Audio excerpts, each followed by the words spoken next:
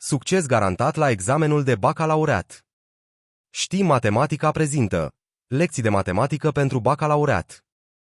Subiectul lecției de azi este ecuația tangentei la graficul unei funcții într-un punct.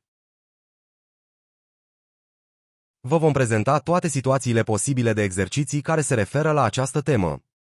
Acestea sunt în număr de 7. Vă rugăm să urmăriți toate cele 7 filmulețe din această serie.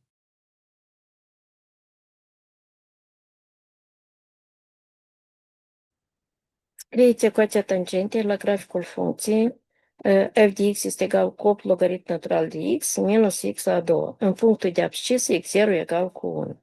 Pentru aceasta vom folosi formula de aici. Iată, vom calcula f de x0, f derivat de x0 și x0 îl avem. Prin urmare, noi vom calcula mai întâi f de x0 sau f de 1 egal și folosim funcția care este dată, da?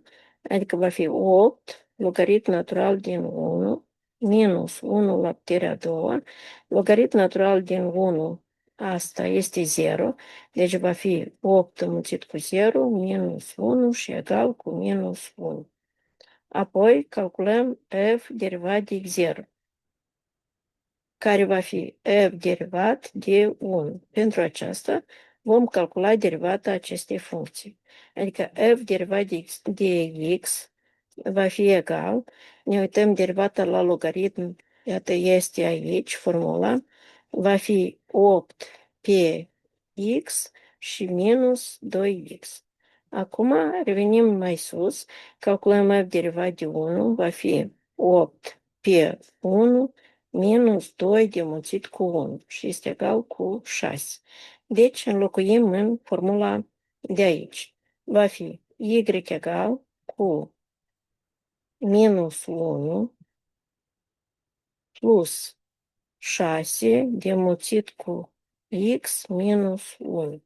Și calculăm y egal cu minus 1 plus 6x și minus 6. Deci y egal cu 6x și minus 7. Aceasta este ecuația tangentei la graficul funcției. Răspuns. Y egal cu 6x minus 7.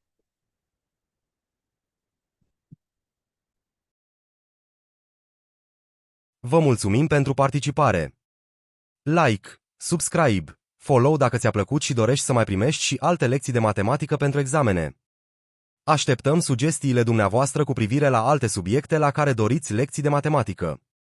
Știi Matematica te poate ajuta cu lecții particulare pentru pregătirea pentru examenul de bacalaureat. Rezultate vizibile și imediate. Detaliile le puteți obține la adresa de e-mail stim.matematica@rondgmail.com.